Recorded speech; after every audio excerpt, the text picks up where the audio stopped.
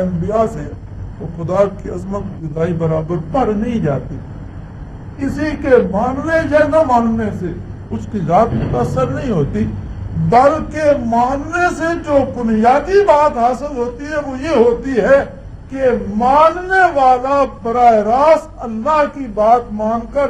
اپنا ایک تعلق قائم کر لیتا ہے اللہ کے بارے میں. ونستعينه ونستغفره ونمجده ونتوكل عليه ونعوذ بالله من شرور أنفسنا ومن سيئات أعمالنا من يهده الله فلا مضل له ومن يضلله فلا هادي له ونشهد أن لا إله إلا الله وحده لا شريك له ونشهد أن سيدنا ومولانا محمدا عبده ورسوله. أما بعد فأعوذ بالله من الشيطان الرجيم. بسم الله الرحمن الرحيم. اقترب للناس حسابهم وهم في غفلة معرضون ما يأتيهم من ذكر من ربهم محدث إلا استمعوه وهم يلعبون لاهية قلوبهم وأسروا النجوى الذين ظلموا هل هذا إلا بشر مثلكم أفتأتون السحر وأنتم تبصرون قال ربي يعلم القول في السماء والأرض وهو السميع العليم. اللهم سبحانك لا علم لنا إلا ما علمتنا إنك أنت العليم الحكيم. اللهم رب اشرح لي صدري ويسر لي أمري واحلل عقدة من لساني يفقهوا قولي. رب زدني علما. مولاي صل وسلم دائما أبدا على حبيبك من ضانت به العقول.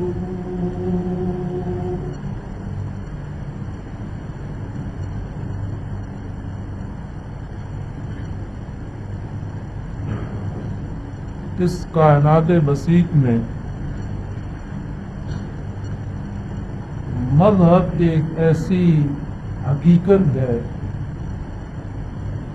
جس سے انکار ممکن نہیں. جہاں تک ہمیں نوع انسانی کی تعریف مورخین حضرات کے ہاں ملتی ہے یا جہاں تک اسے کتب سماوی بیان فرماتی ہیں. کتب سماوی اگرچہ جستہ ارشاد فرماتی ہیں لیکن تخلیق انسانی سے اور تخلیق آدم علیہ السلام سے لے کر بیان کرنا شروع کرتی ہیں. اور مورخین کے ہاں مختلف ادوار تک ہمیں حالات دنیا کے ملتے ہیں. معلوم دنیا میں انسان کبھی مذہب سے بیگانہ نہیں رہا اور دنیا پہ کوئی دور ایسا بھی نہیں آیا کہ یک وقت ساری نوع انسانی مذہب سے لا تعلق ہو. یہ اور بات ہے کہ وہ مذہب جو انہوں نے اختیار کر رکھا ہے وہ برحق ہے یا نہیں، یہ بات پچھلی ہے. لیکن کوئی نہ کوئی طریقہ مذہب کے طور پر، کوئی نہ کوئی طریقہ عبادت سمجھ کر، کوئی نہ کوئی طریقہ اللہ جل شانہ کی رضا کا ذریعہ سمجھ کر ان لوگوں نے اپنا ضرور رکھا تھا. اور یہی ایک بنیادی بات اس پہ کافی دلیل ہے کہ مذہب جو ہے وہ انسانیت کی ضرورت، انسانی مزاج جس طرح پانی کی احتیاج محسوس کرتا ہے، انسانی مزاج جس طرح بقائے حیات کے لیے ہوا کا محتاج ہے، اس کی ضرورت کو محسوس کرتا ہے، انسانی مزاج جس طرح اغذیہ کا محتاج ہے، اسی طرح سے اپنی حیات روحانی کے لیے یا اپنی انسانیت کی نشو و نما کے لیے، اپنی انسانیت کو کامل بنانے کے لیے وہ ہمیشہ اور ہر دور میں مذہب کے کارمند رہا ہے. اور یہی ایک دلیل اس بات کے لیے کافی ہے کہ مذہب نوع انسانی کی ضرورت ہے اور اس سے فرار ممکن ہے۔ اب یہ بات دوسری ہے کہ مذہب کے نام پر جو بات اختیار کی جائے وہ ایک عقل حقیقت ہونی چاہیے اور وہ ایک ٹھوس صداقت ہونی چاہیے، اس میں کسی قسم کا کھٹکا، کوئی رائی برابر شبہ، کوئی کسی درجے میں بھی اس میں شک اس کی گنجائش اگر رہ گئی تو پھر وہ نام مذہب ہوگا، حقیقت مذہب نہیں ہوگا۔ پھر اس کے بھی دو حصے، ایک تو یہ ہے کہ واقعتاً مذہب جو ہے وہ ایک عقل حقیقت ہو اور وہ ایک ابدی اور ازلی صداقت اور سچائی کی، اور دوسرا حصہ یہ ہے کہ اس مذہب کا ماننے والا جو ہے وہ بھی اسے ایک ازلی حقیقت تسلیم کرتا ہے یا نہیں۔ ایک تو ہے مذہب کا فی نفس ہی حقیقت ہونا، یہ اور بات، اور ایک ہے اس مذہب کے ماننے والوں کا اسے اس طرح سے قبول کرنا جس طرح سے حقائق کو قبول کیا جاتا، اور اس میں سے سب سے مشکل حصہ جو ہے وہ یہ آخری۔ مذہب کی بنیاد خدا اور بندے کے تعلقات پر، مذہب نام ہے ان روابط کا، ان ضوابط کا، ان تعلقات کا جو اللہ اور ان کے بندے کے درمیان۔ سب سے پہلی بات تو یہ ہے کہ انسان ایک مخلوق ہی ایسی ہے کہ ایسی دوسری مخلوق اللہ جل تعالیٰ انہیں پیدا ہی نہیں پکائی۔ ساری اس کائنات میں ایک منفرد اور ایک شاہکار تقلید ہے اللہ رب العزت۔ آپ دیکھتے چلے جائیں، ایک چھوٹی سی مثال اس بات کو واضح کر دیتی ہے کہ روئے زمین پر جس قدر جاندار بستے ہیں، سارے کے سارے قدرت کی پیدا کردہ وضاحت قدرتی صورت میں استعمال کرتے، کسی مخلوق میں اتنا شعور بھی نہیں ہے کہ وہ دو قسم کی غذاؤں کو ملا کر کوئی تیسرا ٹیسٹ جو ہے وہ بنا سکے سوائے انسان۔ کسی طرح آپ لباس کے معاملے کو دے لیں، بود و باش کے معاملے کو دے لیں، تو تمام امور میں آپ دیکھیں گے کہ انسان متصرف ہے اس کائنات میں، انسان کو اس قدر اختیارات اللہ رب العزت نے ودیعت فرمائے ہیں کہ یہ مٹی سے اینٹیں، اینٹوں سے عمارت، پتھر سے چونا اور چونے سے سفیدی، یہ کچھ نہ کچھ بناتا چلا جاتا۔ یہ دھات کے چند ٹکڑے جوڑ کر راکٹ اور ہوائی جہاز بنا سکتا ہے، لیکن اس کے علاوہ جس قدر مخلوق اس کائنات وسیع میں بستی ہے وہ چیزوں کو استعمال تو کرتی ہے لیکن پائے گی ہی اس صورت میں جس صورت میں اللہ نے انہیں پیدا فرمایا۔ اسی طرح سے جس طرح سے اس کی بود و بات، جس طرح سے اس کا رہن سہن، جس طرح سے اس کی ایجادات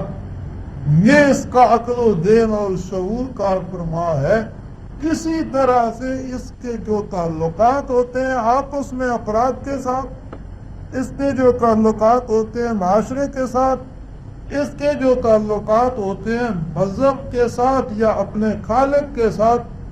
ان میں بھی اس کی ذہنی قوت جو ہے وہ طرح طرح کی رنگ کھلاتی ہے اور عجیب عجیب چیزیں پیدا کرتی چلی جاتی۔ اس سارے کا ایک بھی حل ہے اور اس کے سوا کوئی نہیں، اور وہ حل ہے کہ جو قوت اللہ رب العزت نے انسان میں ذاتی طور پر، تخلیقی طور پر سمو دی، ایک طرح سے ایک لاگر عطا کر دیا گیا ہے ہر ایک انسان میں۔ ایک دیکھنے سمجھنے سننے اور سمت متعین کرنے والا ایک آلہ دے دیا گیا ہے تمام نوع کانی، اور اس عطائے باری میں بھی یہ منفرد ہے۔ اب اس کے پاس جو رادر ہے، جو انٹینا ہے، جو ریسیونگ سیٹ ہے، اس کے لیے اللہ رب العزت نے ایک ایسا مضبوط سڈیشن قائم کر دیا ہے جو پھر انسان ہی کے دل میں ہے، اور اسے کہتے ہیں نبوت و رسالت، جس کے سوا براہ راست اللہ جل شانہ کو پا لینا یا پہچان لینا یا اس کی خدمت کو جان لینا انسان کے بس کی بات ہی یہی ہے۔ اور یہی وجہ ہے کہ پہلا انسان جو اس دنیا پہ تشریف فرما ہوا وہ خود نبی تھا، خدا کا اور رسول۔ اگر وہ پہلا شخص خود نبوت سے سرفراز نہ ہوتا تو وہ کبھی معرفت باری کو پا نہ سکتا۔ ہاں یہ ضرور ہے کہ کسی مذہب میں ہو انسان یا کسی خیال میں بھی ہو، وہ جستا جستا ایک ایسی حیثیت، ایک ایسی ہستی پر ضرور پہنچ جاتا ہے جسے وہ تمام امور کا حاکم اعلیٰ اور سب پر متصرف مانتا ہے۔ آپ دنیا کے کسی مذہب کو دے لیں، وہ بتوں کی پوجا کرتے ہوں یا درختوں کی عبادت کرتے ہوں، وہ دیویاں مانتے ہوں یا دیوتا ان کے نزدیک قابل پرستش ہو، وہ رفتہ ایک ایسے سٹیج پہ پہنچ جاتے ہیں جہاں کسی ایسی ہستی کا تصور موجود ہوتا ہے جو ان تمام دیوی دیوتاؤں پر بھی حکمران ہو۔ اور یہ انسانی مجبوری ہے، اس کائنات کا نظام ایسا ہے کہ اگر اس کے محرک ایک سے زائد ہوں تو جس ربط، جس ضبط، جس نظام کے ساتھ اور جس حسن و خوبی کے ساتھ یہ چل رہا ہے، ایک سے زائد چلانے والے اس طرح اطمینان سے چلا لیں۔ یہ ممکن ہی نہیں ہے کہ 2 طاقتیں، 4 طاقتیں، 3 طاقتیں اس نظام کو چلانے والی ہوں اور پھر یہ اس قدر مربوط اور منظم چل رہا ہو کہ صدیاں بیت جائیں، خزاں آئے تو سارے درخت تند ہو جائیں، اور بہار آئے تو کروڑوں پتوں سے وہی درخت لگ جائیں، اور شاہدود پہ شاہدود ہی کا پتا ہو، انگور پہ انگور ہی کا ہو، اور دوسرے کسی درخت پر اسی درخت کا پتا نکلے، حالانکہ وہ غذا بھی ایک ہی زمین سے حاصل کرے، پانی بھی ایک ہی ہو، بغا بھی ایک ہی ہو۔ تو یہ کوئی ایک ہی ایسی ہستی ہے جو ایک نظام، ایک ٹائم ٹیبل مرتب کر دیتی ہے، تو پھر اسے کوئی نہ منسوخ کر سکتا ہے نہ اس کے مقابلے میں کوئی نظام چلائے۔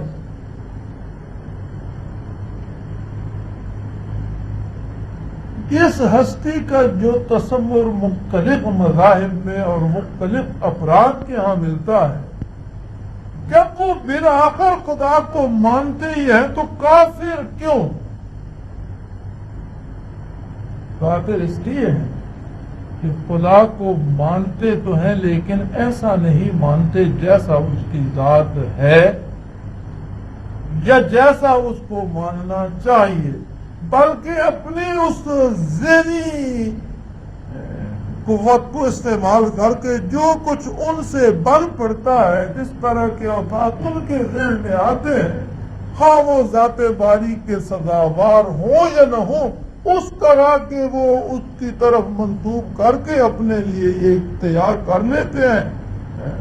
ماننے کے لیے ایک ہستی، اور اس طرح سے اسے مانے چلے جاتے ہیں، اور بغیر نبوت کے اللہ کی ذات اور اس کی صفات کو اس طرح سے جاننا جس طرح کی اس کی صفات ہے، یہ ممکن ہی نہیں۔ نبوت ایک ایسا حرف ہے کہ من جانب اللہ بابی طور پر، تخلیقی طور پر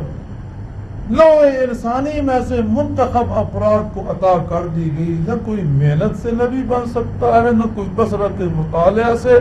اور نہ کوئی کثرت مجاہدے سے نبوت کو پا سکتا ہے، بلکہ نبوت وہ نعمت ہے جو تخلیقی طور پر فہمی طور پر اللہ کی طرف سے اللہ کے منتخب بندوں کو عطا کر. یوں تو ہر انسان میں اوصاف ملکوتی تخلیقی طور پر موجود ہے.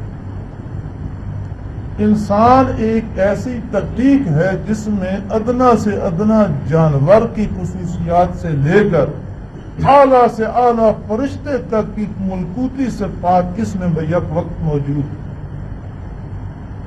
ہوتا یہ ہے کہ جو تعلق حیوانیت بہیمیت نفسانیت سے ہے وہ مادی ہے، اس کی غذا مادی ہے،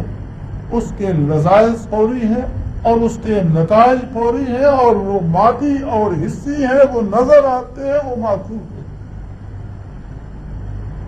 روحانیت یا ملکوتیت ایک جذبہ لطیف ہے. اس کی لذات کو محسوس کرنے کے لیے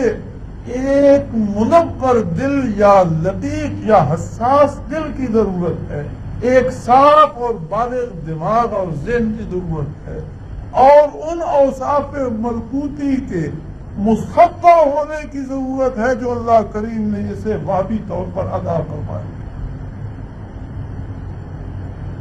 نبی جو ہوتا ہے یا رسول جو ہوتا ہے یا اللہ کی طرف سے مقرر کردہ وہ فرد جسے اس قلائد شریعت میں نبی کہا جاتا ہے، اس کے یہ اوصاف ملکوتی اس قدر غالب، اس قدر مضبوط اور اس قدر منور ہوتے ہیں کہ ہین حیات میں پیدائش سے لے کر دنیا سے رخصت ہونے تک اس کی نفسانیت، اس کی روحانیت کو کبھی مغلوب نہیں کر سکتی. اس قدر مصفہ، اس قدر روشن، اس قدر منور ہوتے ہیں اوصاف ملکوتی، اور اسی لیے شریعت اسلامیہ میں نبی کو معصوم تسلیم کر. اب جو افراد مکلف ہیں انبیاء علیہ السلام کی اطاعت کے، وہ اس لیے کہ ان کے پاس جو آلہ ہے اس میں یہ قوت نہیں ہے کہ وہ براہ راست ذات باری سے استفادہ کرے. ان کا انٹینا جو ہے وہ ان ویوز کو پکڑ سکتا ہے جو اس نور نبوت سے فضا میں بکھرتی ہے، جو اللہ کے نبی کے سینے سے، خدا کے نبی کے اقوال سے، اللہ کے رسول کے اعمال سے مخلوق تک پہنچتی ہے اور پہنچائے جانے کا سبب بنتا ہے. نبی اخذ کرتا ہے براہ راست ذات باری سے. جو علوم نبی کو عطا ہوتے ہیں وہ خالص ہوتے ہیں، وہ حقائق ہوتے ہیں، اور وہ اٹل صداقتیں ہوا کرتے ہیں. اور جب نبی اوصاف باری بیان کرتا ہے تو وہ اوصاف وہ ہوتے ہیں جو واقعی ذات باری کے ہیں. اسی لیے خدا کو ماننا یوں فرض ہے کہ میں اللہ کو اس طرح سے مانتا ہوں جس طرح اللہ کا رسول مجھ سے منواتے ہیں. یہ ایمان کا ایک حصہ اور ایک جزء ہے. بلکہ فقہا یوں لکھتے ہیں کہ اگر بچہ بلوغت کے قریب ہو اور آپ اسے ایمانیات سمجھائیں تو اسے یوں سمجھائیں کہ میں اس اللہ کو، اس پروردگار کو، اس رب کو، اس خدا کو مانتا ہوں جو محمد الرسول اللہ نے، جو حضرت عبداللہ کے بیٹے مکہ میں پیدا ہوئے، ہجرت کر کے مدینہ تشریف لائے، جو اللہ کے برحق نبی اور رسول تھے، جس خدا کو، جس الہ کو وہ منواتے ہیں، میں اسے تسلیم کرتا ہوں. ورنہ تو آپ کو ہر مذہب میں اللہ کی ایک تصویر نظر آئے گی، لیکن وہ تصویر حقیقی نہیں ہوگی، وہ تصور حقیقی نہیں ہوگا، بلکہ اس اہل مذہب کی جو ہے ذہنی کاوشیں، انہوں نے جو کچھ جالا سا کن دیا ہوگا اسے انہوں نے خدا سمجھ رکھا ہوگا. اب یہ جو عبادات ہیں ان میں خاص کوئی سی عبادت بھی نہیں. کن عبادات میں بنیادی جذبہ جو ہے وہ اللہ اور بندے کے تعلق کا سب سے پہلی اور سب سے بنیادی بات جو ہے، اللہ کی عبادت کرنے سے خدا کی عظمت میں کوئی اضافہ نہیں ہوتا، مخلوق کے سجدے کرنے سے اللہ کا شان پر نہیں جاتا، مخلوق کی اطاعت سے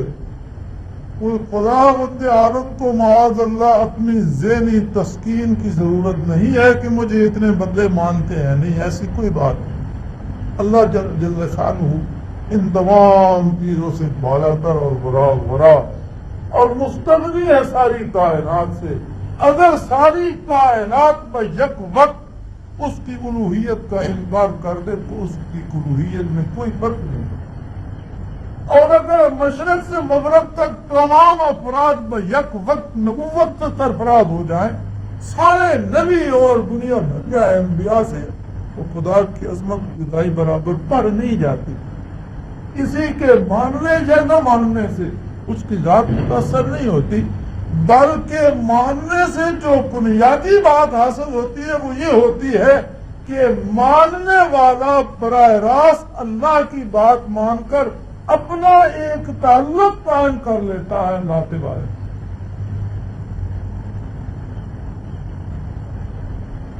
جب یہ تعلق ذات باری سے قائم ہوتا ہے تو یہ کتنا لطیف، کتنا نازک اور اس قدر غیر مرئی ہوتا ہے کہ ہم اپنی عمومی زندگی میں اس کے اثرات کو محسوس نہیں کر پاتے۔ جب ہم اس کے اثرات اور اس کے لذائذ کو اس طرح محسوس نہیں کرتے جس طرح لذائذ ماضی کو محسوس کرتے ہیں تو نتیجہ یہ ہوتا ہے کہ ہم اسے چھوڑ بیٹھتے ہیں اور ان لذائذ کی طرف لپکتے ہیں جنہیں ہمارا وجود محسوس کرتا ہے، ہمارا ذہن محسوس کرتا ہے، ہماری آنکھیں جنہیں دیکھ سکتی ہے، اور جو فوری ہوتے ہیں اور ہم سمجھتے ہیں کہ ہم بڑی مزے سے گزر رہے ہیں اور ہم بڑے لطف سے اپنی زندگی بسر کر رہے ہیں۔ تو اللہ جل جلالہ نے انبیاء علیہ السلام نے ایک وہ قوت ودیت فرمائی کہ نہ صرف وہ احکام الہی مخلوق تک پہنچاتے ہیں بلکہ نبی کے قریب ہونے سے وہ اوصاف ملکوتی جو وجود انسانی میں اللہ نے وضعیت فرما دیے ہیں وہ یک وقت اس کمال کو پہنچ جاتے ہیں کہ مالی لذائذ محسوس کرے نہ کرے، روحانی لذائذ اور اثرات کو محسوس کرنا شروع کرے۔ اور یہی وجہ ہے کہ صحابی ہونا ایک خاص شرف ہے اور صحابی تمام امت میں افضل ترین افراد ہیں، ورنہ جو علوم نبوت ہے، جو ارشادات رسول ہیں، جو اقوال رسول ہیں، جو احکام ہے رسول اللہ صلی اللہ تعالی علیہ وسلم کے، وہ وہی ہیں جو صحابہ کرام نے سنے اور ان کی معرفت تابعین نے، تبع تابعین نے نقل در نقل ہم گناہگاروں تک بھی وہی بات پہنچی جو ابو بکر صدیق سن کر صدیق پر گئے، اور وہی قرآن الحمد سے لے کر والناس تک ہمارے پاس بھی آیا جو صحابہ کرام رضوان اللہ تعالی علیہ مجمعین کے پاس پہنچا۔ ہم میں اور ان میں ایک بنیادی فرق جو تھا وہ یہ تھا، اور وہ یہ ہے کہ انہیں تعلیمات نبوی کے ساتھ صحبت نبوی بھی نصیب ہوئی، اور صحبت نبوی نے ان میں وہ جلا پیدا کر دی ان کے قلوب میں کہ مادی لذائذ کی نسبت وہ حقائق ملکوتی کو اور لذائذ روحانی کو اور لطائف کو اس قدر محسوس کر گئے کہ انہوں نے مادی راحتیں تج دی اور وہ روحانی لذائذ جو تھے وہ انہوں نے اپنائے۔ اور جو باتیں آج ہمیں افسانہ نظر آتی ہیں، میرے خیال سے افسانے میں بھی کسی حد تک شاید ہم اس کا اثر بھی قبول کر لیتے ہیں، لیکن وہ حقائق جو اس دور سے تعلق رکھتے ہیں انہیں آج کا مسلمان افسانوں کی حیثیت ہی نہیں دیتا۔ وہ شخص جو ایک وقت کے کھانے کے لیے، وہ شخص جو ایک حقیر ترین سکے کے لیے سارے کا سارا دین داؤ پر لگا سکتا ہے، وہ کیسے جان سکتا ہے کہ کچھ لوگ ایسے بھی تھے جنہوں نے اسی دین کے لیے ساری کائنات کو داؤ پر لگایا؟ اتنا فرق ہے اس بات میں۔ ہمارا حل یہ ہے کہ جہاں بات افراد کو دیکھ کر کی جائے، چہروں کے اتار چڑھاؤ دیکھ کر مسائل بیان کیے جاتے ہیں۔ ایک شے ایک وقت میں حرام کہہ دی جاتی ہے اور دوسرے وقت میں وہی حلال بھی ہوتی ہے۔ کیوں؟ کسی بااثر شخص کے کہنے پر یا چند سکوں کے مل جانے پر اس میں صحیح ہیلے تراش کر کیے جاتے ہیں، اس میں جواز پیدا کر لیے جاتے ہیں۔ اور حد یہ ہے کہ بچے کی پیدائش سے لے کر مسلمان کے میت کو دفن کرنے تک ٹیکس لگانے میں یا حکومت کا ریکارڈ ہے اور یا فوجی، یا حکومت نے ہر اونچ نیچ کو جانچ رکھا ہے، حتیٰ کہ درگاہوں کے مجاوروں سے بھی چھین کر کھا گئی حکومت۔ اور اب حال یہ ہے کہ زکوٰۃ بھی چھین لی جاتی ہے اور اس سے بھی اپنے ووٹ اور اپنے جو ہیں معاون پیدا کیے جاتے ہیں۔ غربا تک نہیں پہنچتی، وہ ایک طرح کی کمیٹیوں تک پہنچتی ہے جو اس زکوٰۃ کو لے کر حکومت کا شکریہ ادا کرتے ہیں، اور جنہیں وہ دیتے ہیں وہ ان کے ممنون ہوتے ہیں۔ زکوٰۃ برائے زکوٰۃ صرف نہیں ہوتی بلکہ سیاسی رشوت کے طور پر ہوتی۔ اور پھر مولوی حکومت سے بھی بازی لے گیا کہ اس کی بھی ہر بات میں، حتیٰ کہ مرنے والے کے کفن سے بھی ایک ٹکڑا پھاڑ لیا جاتا ہے کہ یہ مولوی صاحب کی کرنا۔ آج تو مسلمان اس بات کو کیسے باور کر دے جس کی ذہنیت اس قدر پست ہو چکی ہے؟ وہ یہ کیسے سوچ لے کہ رؤوس مکہ اور بین الاقوامی تجارت کے سربراہ ابو بکر صدیق جیسے لوگ اس ایک کلمے کو اپنا کر اس قدر وہ بدل گئے اور اس قدر اظہار کیا انہوں نے کہ ایک قبا جو وجود پر تھی اسے بھی پھاڑ پھاڑ کر وہ اس ہاتھ پہ ڈکلے بند کر رہے ہیں یا رسول اللہ صلی اللہ علیہ وسلم نے بیٹی کرنے کا ارادہ فرما۔ کتنا بڑا فرق! رئیس مکہ مدینہ منورہ میں اس حال میں نظر آئے کہ ایک کمبل جو ہے اس نے پہن رکھا اور درمیان سے سوراخ کر کے گردن نکال رکھی ہے اور دونوں طرف کانٹے پرو رکھے ہیں، سوئی دھاگا جو ہے وہ نصیب نہیں ہے، کانٹے پرو رکھے ہیں اور اسے اس طرح سے جن رکھا ہے۔ یہ حال اس کا کیوں ہے؟ وہ سوسائٹی، وہ قوم، وہ ملک، وہ رشتہ دار، وہ لوگ جن کے ساتھ وہ تجارت کر رہا تھا اور وہ لوگ جن کے ساتھ اس کا یہ تجارتی سارا شعبہ قائم تھا، وہ اس حقیقت کو تسلیم نہیں کرتے تھے جو حقیقت اس کی آنکھوں نے، اس کے دل نے، اس کے ضمیر نے پائی اور جس پر اس نے لبیک کہا۔ تو اس حقیقت، اس صداقت کو اس مضبوطی سے تھاما اس نے کہ ساری کائنات بک گئی، چھٹ گئی، قربان ہو گئی، لیکن وہ حقیقت اپنی جگہ اٹل رہی اور اس کی جانب اسی حقیقت پر اللہ کے سپرد ہوئی۔ آج کا انسان اس کو پیسے سمجھتا، لیکن کیا یہ ابو بکر پہلے مکے میں نہیں بستا تھا؟ کیا یہ فاروق اعظم